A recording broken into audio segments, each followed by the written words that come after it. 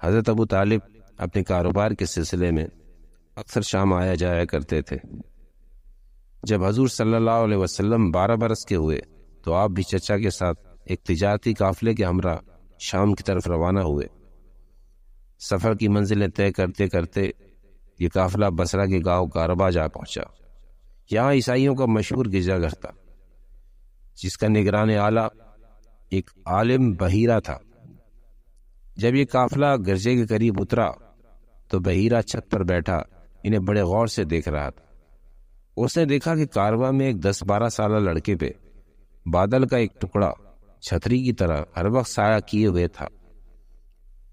جب یہ پراسرار لڑکا درخت کے نیچے بیٹھتا تو ساری شاخیں مزید سائے کے لیے اس کی جانب جھک جاتی۔ بحیرہ کی آنکھیں کھلی کی کھلی رہ گئیں۔ وہ بہت زیرک انسان تھا، فوراً سمجھ گیا کہ یہ وہی نیک بخت لڑکا ہے جس کا ذکر اس کی مقدس کتاب میں موجود ہے۔ بحیرہ کی حیرت اور اشتیاق کی کوئی انتہا نہ رہی۔ وہ فوراً کلیسا کی چھت سے نیچے اترا اور اپنے عملے کو پرتکلف کھانا تیار کرنے کا حکم دیا۔ قافلے والوں کو دعوت خاص بھی بھیجی۔ قافلے کے تاجروں کو اس انوکھی بات پر شدید حیرت ہو رہی تھی، کیونکہ اس سے پہلے کبھی اس راہب نے ان سے بات تک کرنے کی زحمت گوارا نہ کی تھی۔ بہرکیف قافلے والوں نے بحیرہ کی طرف سے دی گئی دعوت قبول کر لی۔ گرجے میں حضور صلی اللہ علیہ وسلم کی تشریف آوری پر بحیرہ نے تعظیماً کھڑے ہو کر آپ صلی اللہ علیہ وسلم کا استقبال کیا۔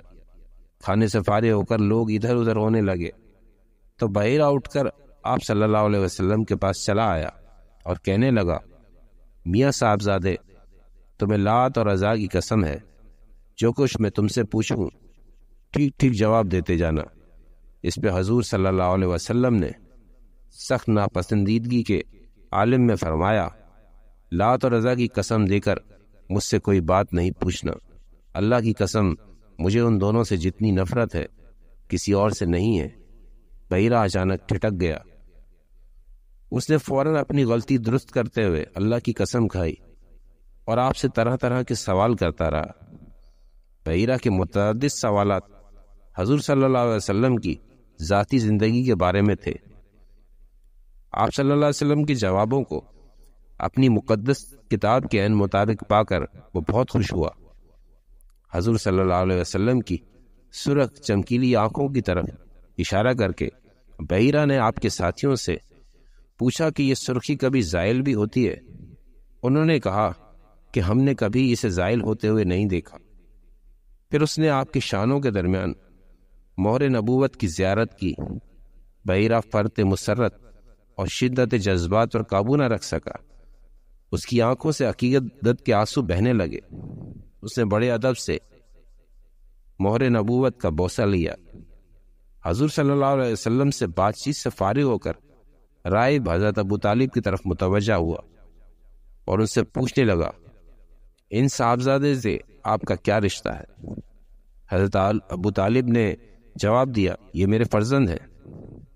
بحیرہ بولا، نہیں، اس فرزند کے والد زندہ نہیں ہو سکتے۔ اس پر حضرت ابو طالب نے اسے بتایا کہ یہ میرے بھتیجے ہیں، ان کے والد کا انتقال ہو چکا ہے۔ جواب سن کر بحیرہ کی آنکھوں میں چمک آئی۔ پھر وہ نہایت سنجیدگی سے کہنے لگا کہ ہماری کتابوں اور پرانی روایتوں کے حساب سے آپ صلی اللہ علیہ وسلم نبی ہیں۔ آپ انہیں ساتھ لے کر شام کی طرف قدم نہ بڑھیں، کیونکہ وہاں فتنہ پرور یہودیوں کا غلبہ ہے۔ کہیں ان یہودیوں کو وہ سب باتیں معلوم ہو گئیں جو مجھے معلوم ہے تو آپ کے خلاف ضرور کوئی نہ کوئی سازش کریں گے اور آپ کو نقصان پہنچائیں گے۔ اس لیے بہتری اسی میں کہ آپ انہیں لے کر یہاں سے فوراً مکہ کی طرف لوٹ جائیں۔